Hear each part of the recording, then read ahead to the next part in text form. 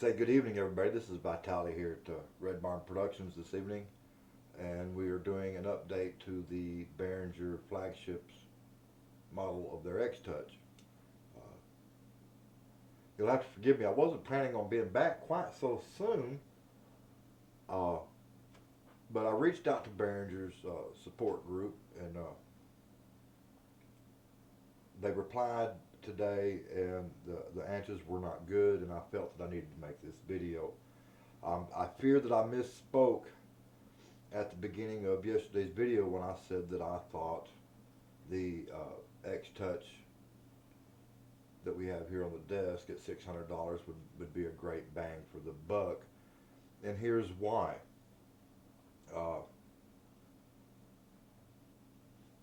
got it in, and if you've watched yesterday's video, then you know that most of the really important features on the flagship model do not work in Pro Tools.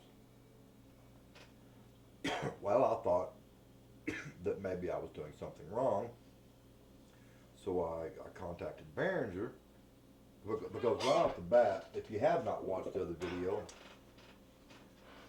all that comes with the X-Touch when you buy it is a quick start guide in 5 languages.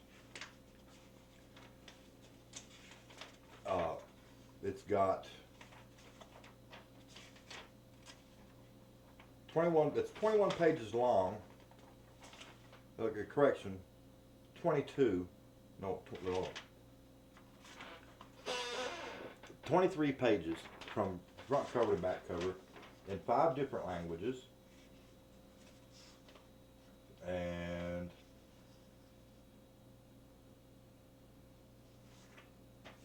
all you get in English is page 16, X-Touch Getting Started. That one page is all there is on the X-Touch. And even that's not all in English. You come back, page 18 is the Huey emulation map, which, by the way, was not available to me before I bought it, or I would not have bought the X-Touch, because I use mainly Pro Tools 12.5 now, and I don't know which camera will see it better, but this is all that works.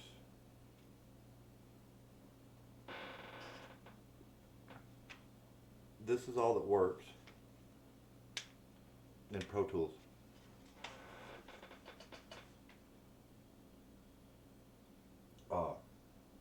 I have Pro Tools up.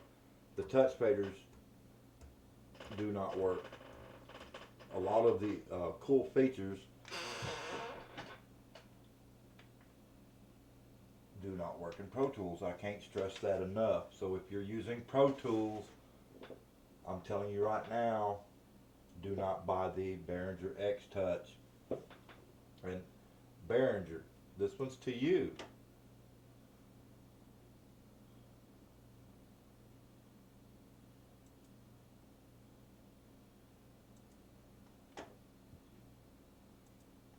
You holler about their lack of support for Huey. Okay, I get it. Maybe Pro Tools doesn't offer a lot of support for Huey, but they also have Command 8, Huey, Surround Panner, and M Audio Keyboard. Surely there's something that you can do that you can make it work.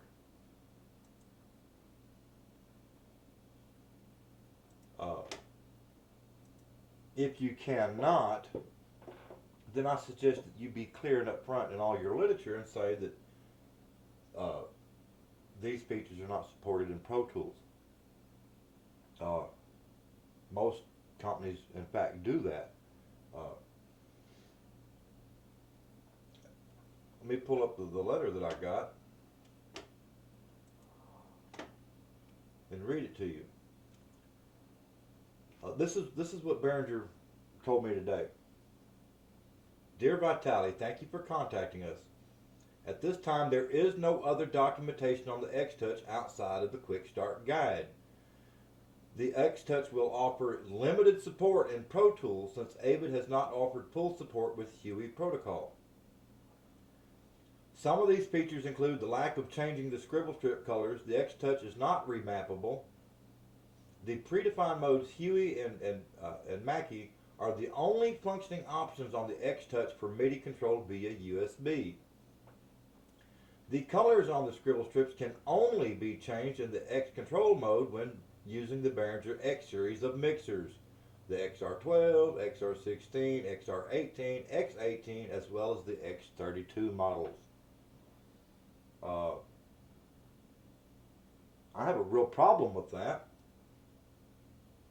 because first and foremost, this is marketed as a DAW controller, not just a secondary controller for their other line of products, although it will do that.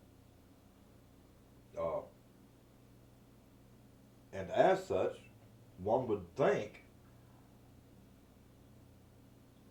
that even if they had to pull up a menu and go in and do it manually, that there would be some way to use all the features of this control surface in a DAW.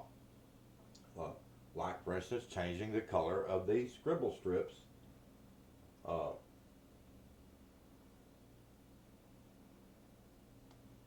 After reading this answer, one suspects that Behringer, in fact, has a whole list of DAWs that the X-Touch will not work well with. And instead of making that information readily available, what they say is check with your DAW manufacturer. Behringer, I hope you're listening. A lot of your customers are first-time customers who in fact don't know anything about Huey and Mackie and all of that. All they know is that they want a product and they want to get it in, plug it in, and that it work.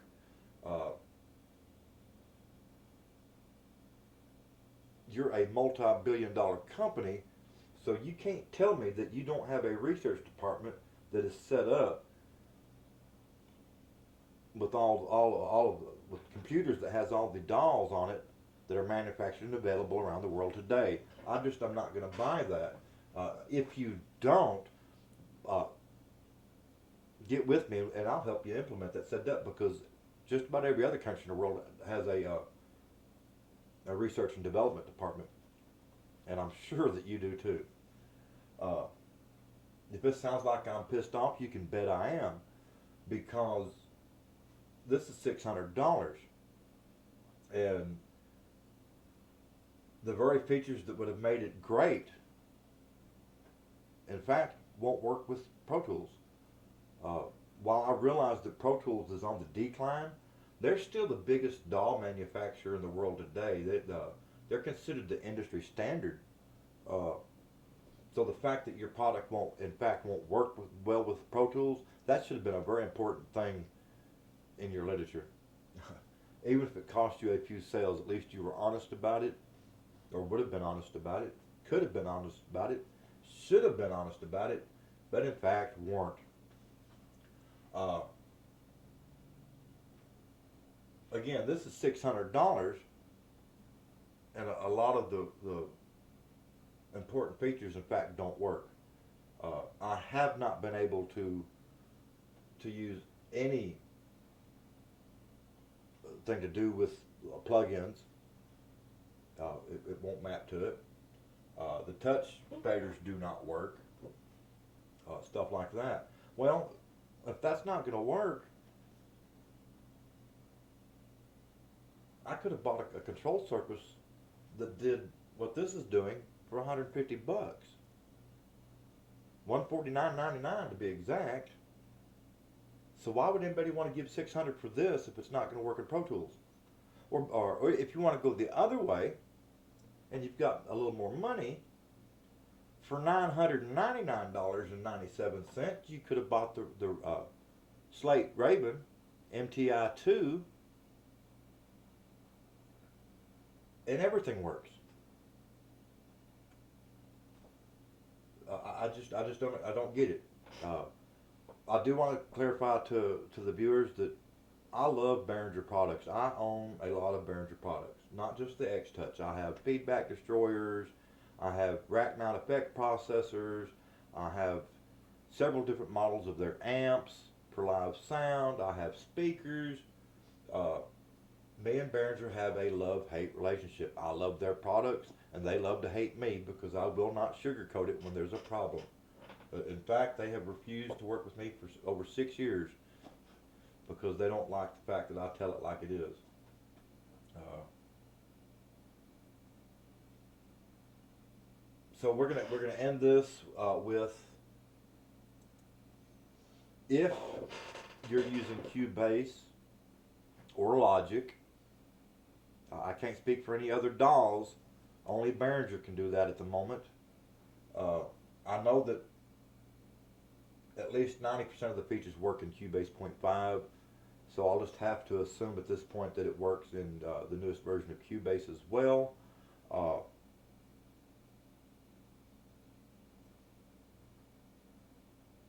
if you're using Cubase or Logic and everything works, then yes, it's a great bang for the buck. If you are looking at this for Pro Tools, you're wasting your money. There's other options out there. You can either go down uh, to the $150 price range and get something that does everything that this does, or you can go up $400 and get something that does everything that this should have done. Uh, this is Vitaly here at Red Barn Productions, and y'all have a wonderful night.